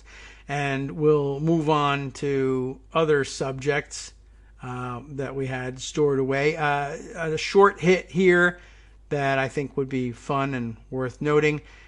Georgia counties receive payments for legal costs in Trump election suits, reports The Hill. I'm sure they're gathering that from original reporting from down in Georgia, probably the Atlanta Journal-Constitution. We'll see what their original source is on this. Yeah, there it is when we get down there. And it's couched in weird terms because it's not entirely clear that the money is coming from Trump or will eventually come from Trump. But here's the story. 2 counties in Georgia have received payments to cover attorney's fees incurred due to a lawsuit filed by former President Trump. Cobb and DeKalb counties have been paid funds to cover legal costs sustained in connection with Trump's fruitless lawsuit that sought to overturn Biden's election victory in the state. County officials confirmed to The Hill on Tuesday. An attorney for the Cobb County Board of Elections received a payment of $15,554 last week. I bet they actually spent more than that, but whatever. To cover attorney's fees incurred by the county's Board of Elections and Registrations through June 1st that relate to the Trump election lawsuit, according to Janine Eveler, the director of Cobb County's Elections and Registration. The payment, according to Eveler, was made by the law firm Squire Patton Boggs, where former Ambassador Randolph Evans, who represented Trump in the lawsuit, is a partner. Boy, they could have gotten a lot more out of Squire Patton Boggs. There's no way that that their fees would have been $15,000 on this. Quinn Hudson, the chief communications officer for DeKalb County, told The Hill that it received a payment of $6,100 last week from Squire Patton Boggs.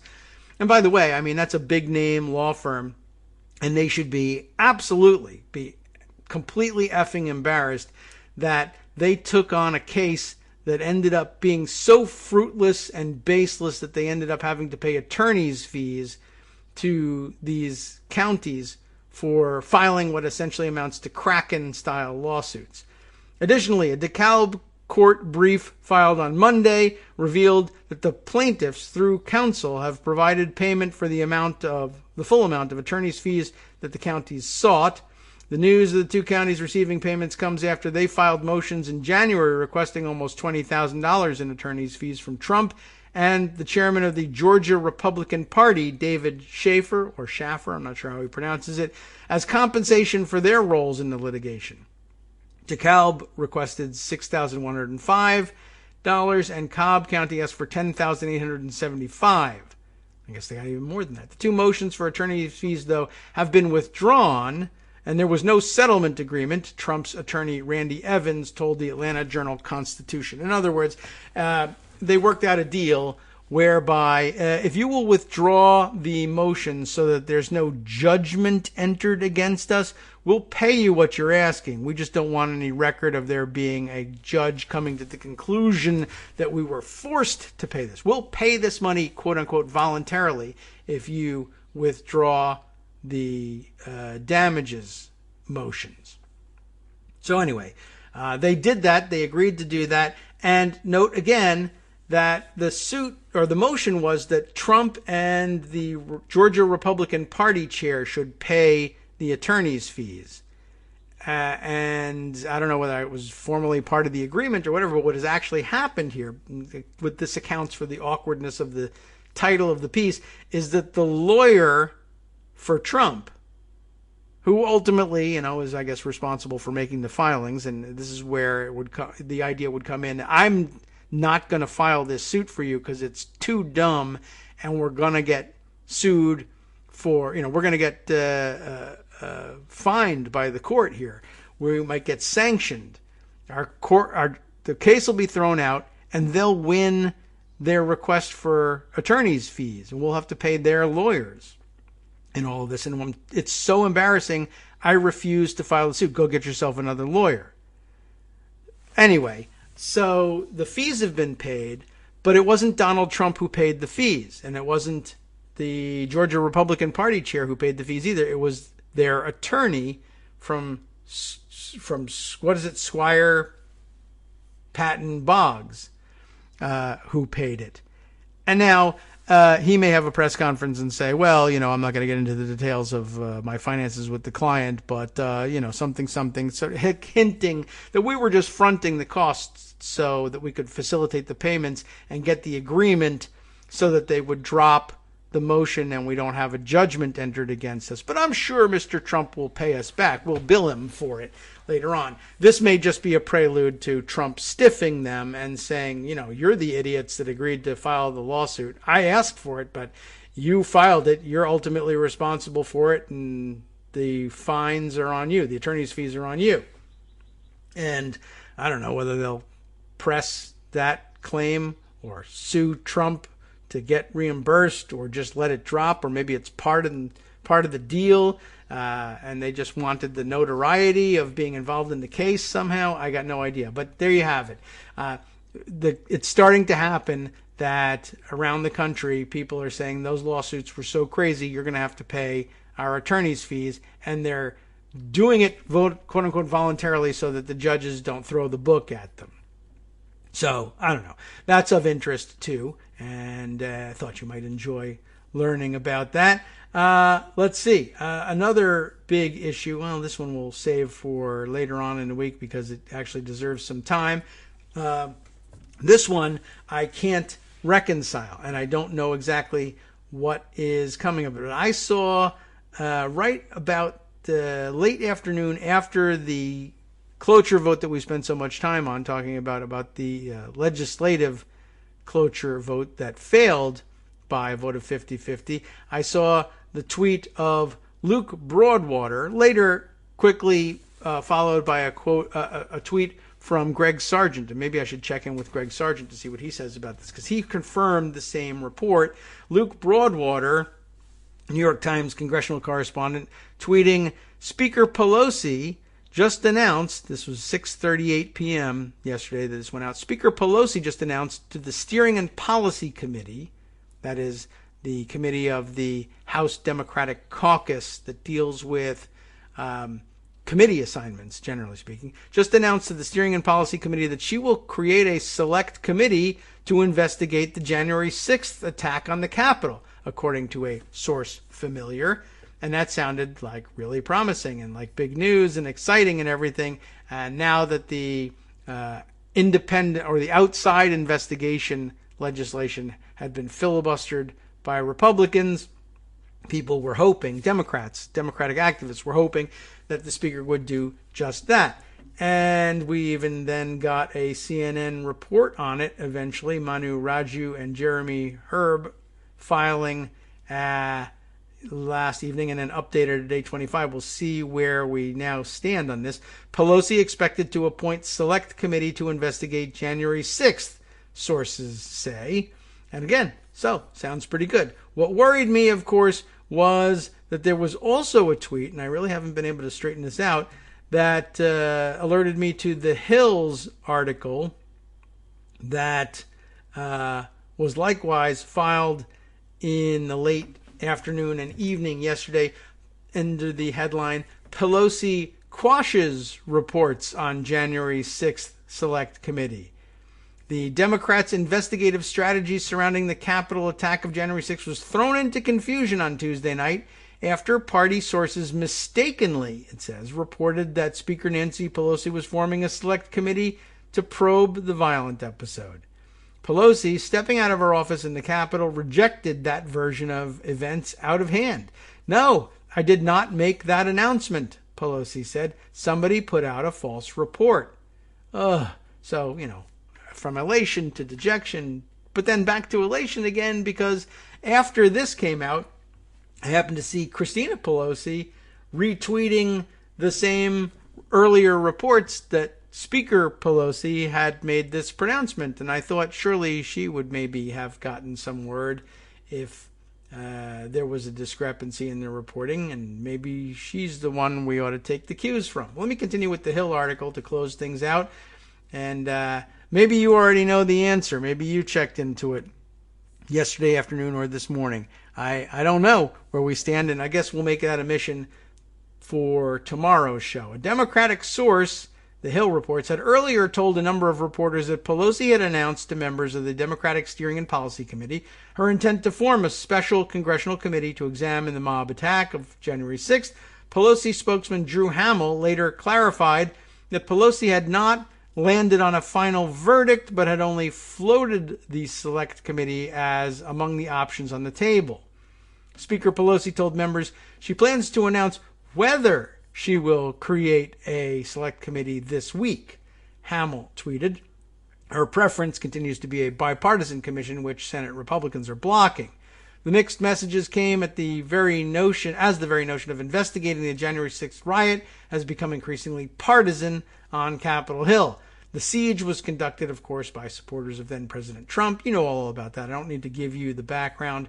That's actually, I think, the bulk of what we need from this. And their piece updated as late as 8:20 p.m. yesterday. But, CNN coming out earlier with the opposite, and including, a quote that seemed to indicate that she had made the decision. But later did update it to read, I see here now, Pelosi later denied that she had made a decision, and I guess that's now where it stands. Now, it may be the case that by the end of the week, or maybe she delays it into next week because of the weirdness of this discrepancy and the incorrect or at least slightly inaccurate leak of the information, might push it into next week. I hope it doesn't make her shy away from the whole thing. But I would not be surprised to see them eventually, in fact, come down on the side of putting together this select committee to do this investigation. After all, I guess it's just the fact that she wasn't ready to come out with it, and maybe it has to do with deciding who would be appointed to such a committee and make sure that she can secure the agreement of the chairperson that she wants for this committee before announcing this thing.